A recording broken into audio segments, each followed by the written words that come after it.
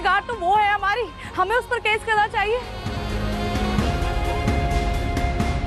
देखिए इंस्पेक्टर साहब, आप हमें हमारे वकील से बात करने दीजिए, उसके बाद ही आप अपनी आगे की कार्रवाई कीजिए। ये मेरी दरखास्त है आपसे।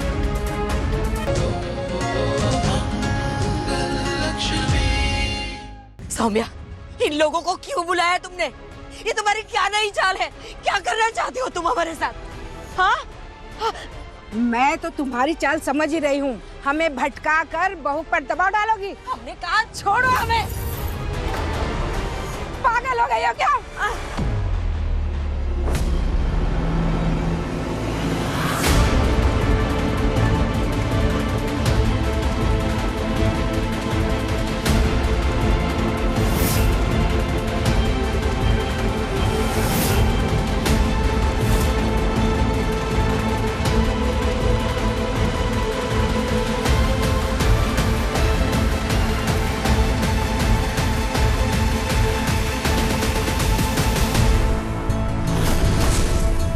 ये क्या हो रहा है?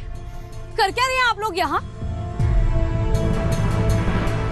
अरे इनकी उम्र का लिहाज तो कीजिए कम से कम। लिहाज और इनका? अरे गुस्सा तो इनके सिर पे चढ़ा रहता है।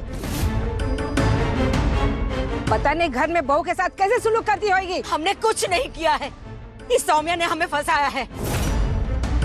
औरत के नाम पे धब्बा है ये। अम्मा आप शांत हो जाइए, आप ऐसे बात मत कीजिए, मैं बात करती हूँ इनसे।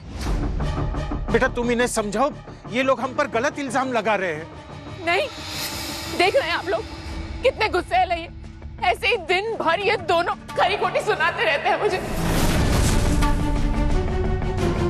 मैं भी क्या कर सकती हूँ इस हालत में? बच्चा है मेरे पेट में, कहाँ जाऊंगी मैं? सौम्या तुम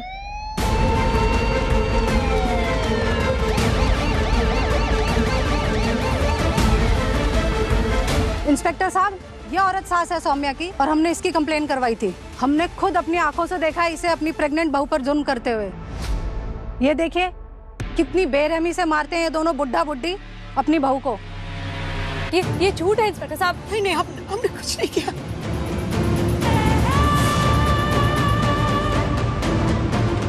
और इंस्पेक्टर साहब, इतनी जोर से इस औरत ने मुझे धक्का मारा कि मैं नीचे गिर पड़ी। नहीं, हमने किसी को कोई धक्का नहीं मारा। झूठ मत बोलिए, आप सबने देखा है ना इन्हें धक्का मारते हुए? बताइए इंस्पेक्टर साहब को। हमने देखा है इन्हें धक्का मारते हुए। पकड़ो, ले चलो थाने। नहीं इंस्पेक्टर साहब, नहीं मैडम हथकड़ी मत लगाइए। देखिए अम्मा ने कुछ नहीं किया है, मैं आपको बताती हूँ सब। मंगल, ये लोग कुसुम को फंसा रहे हैं। अरे अंकल, आप भी जेल जाएंगे, पकड़ लो इनको भी। नहीं इंस्पेक्टर साहब, आप पापा को नहीं ले जा सकते, अम्मा के साथ आप ऐसा नहीं कर सकते। अरे बरसों से हम इस मोहल्ले में रह रहे हैं, पूरा मोहल्ला जानता है कि पापा और अम्मा एक बहुत ही सभ्य शरीफ लोग हैं। हाँ मैडम, अक्सर शरीफ लोग ही बदमाश निकलते हैं। चलो देखिए आप मेरी बात सुनिए, अम्मा ने कुछ नहीं किया है, सौम्या ने अम्मा को घर से बाहर निकाला है। मैडम, जो भी बोलना हो पुलिस स्टेशन में आके बोलना। चलो। आप इन्हें नहीं ले जा सकते, अब अम्मा के साथ बहुत गलत करी, इन्होंने कुछ नहीं किया।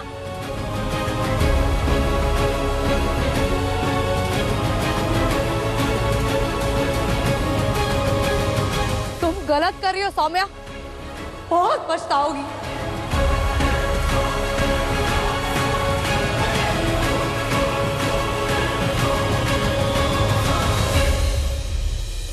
ये सरासर नाइंसाफी है सर।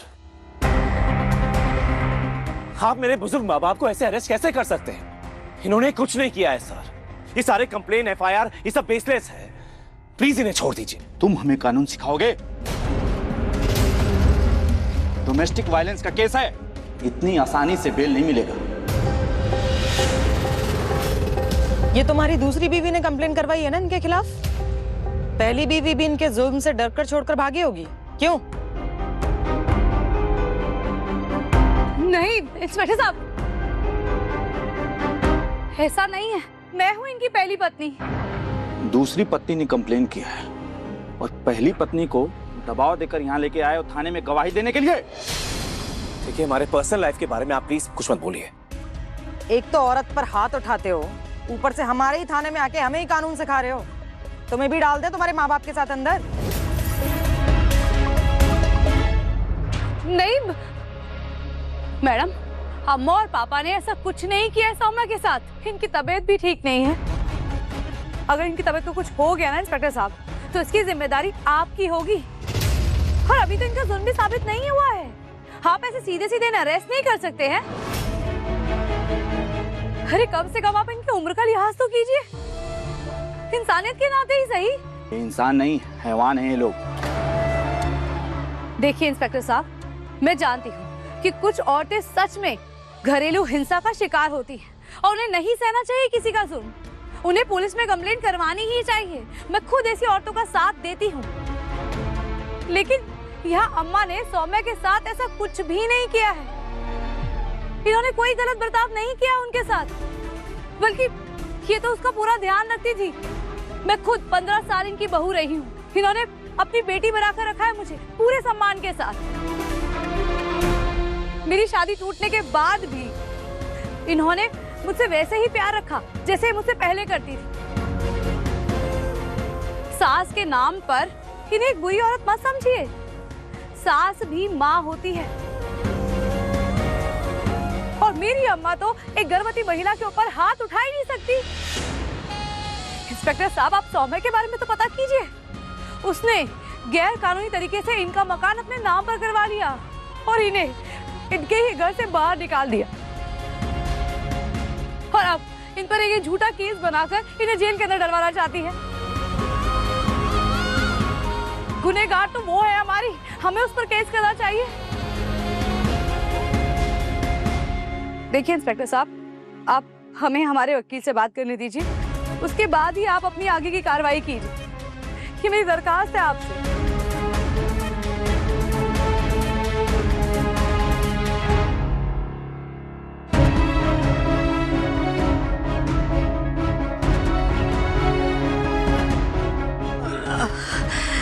अम्मा, अम्मा, अम्मा, अम्मा, अरे इनकी तबीयत खराब। पानी दीजिए ना इन्हें।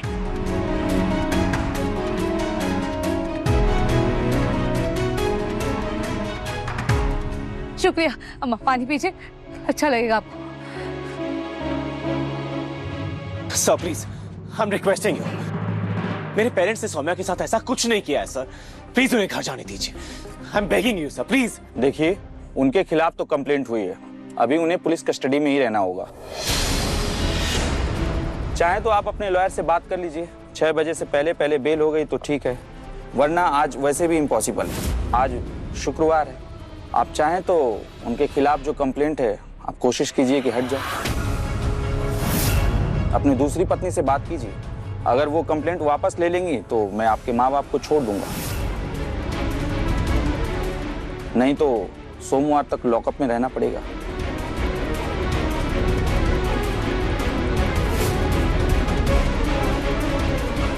मगल, हम क्या होगा? फिक्र मत कीजिए अम्मा, मेरे रहते हुए आप पुलिस स्टेशन में एक पल नहीं रहेंगी। मैं सौम्या से बात करता हूँ।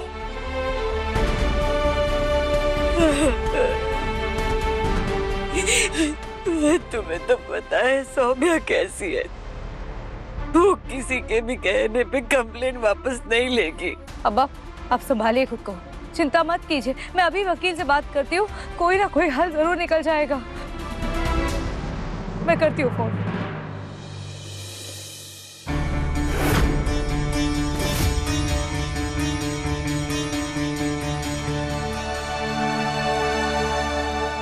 सौम्या,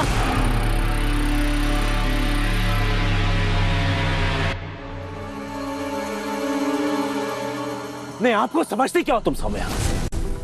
मेरे पेरेंट्स के साथ ऐसा करने का सोचा भी कैसे तुमने? पेरेंट्स से याद आया आदित्य, हम दोनों भी बहुत जल्द पेरेंट्स बनने वाले हैं। देखो ना, मैंने तो सारी तैयारियां भी शुरू कर ली है। वैसे तो ये सारे काम जो है वो बेबी के पापा को करने चाहिए, लेकिन यहाँ बेबी की मामा ही सब कुछ अकेले कर रही है। चलो तुम भी थोड़ी सी हेल्प कर लो, वरना बच्चे को लगेगा कि उसके पापा उससे प्यार ही नहीं करते। लो ना, मैंने ऑलमोस्ट कर ही लिया है, थोड़ा सा ही बचा लो।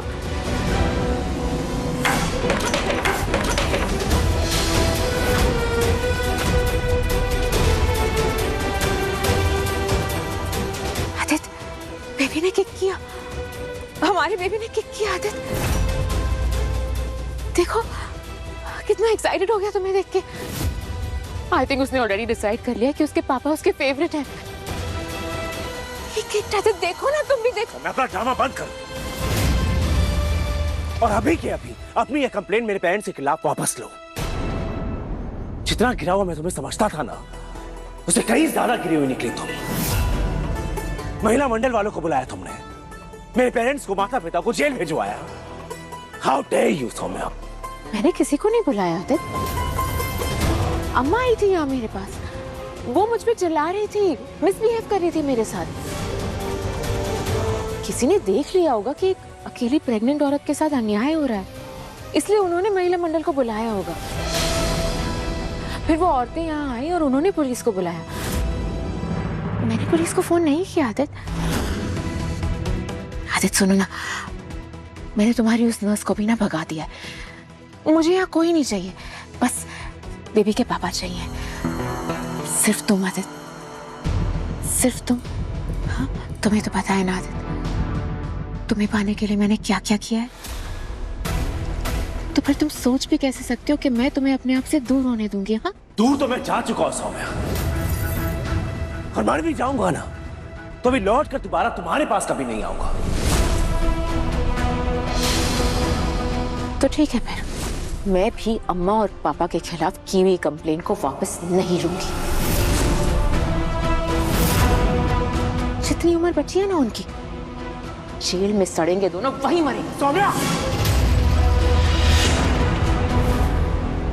वकील साहब आप जल्दी आ जाइए, अम्मा पापा की बेल करवानी होगी। मुझे पहुंचने में 1 घंटा लग जाएगा मंगल जी। मैं अभी दूसरे क्लाइंट के साथ मीटिंग में हूँ। पर वकील साहब अगर अभी 6 बजे तक अम्मा पापा की बेल नहीं हुई तो ना सोमवार तक जेल में ही रहना पड़ेगा। नहीं नहीं, वो ये सहन नहीं कर पाएंगे वकील साहब। आप कुछ भी करके आप आ जाइए बस।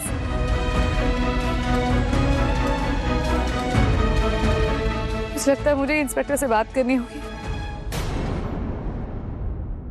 आदित्य, आदित्य तुम क्यों कर रहे हो ऐसा मेरे साथ? तुम मेरे पास वापस आ जाओ ना please. Aditya please come back to me.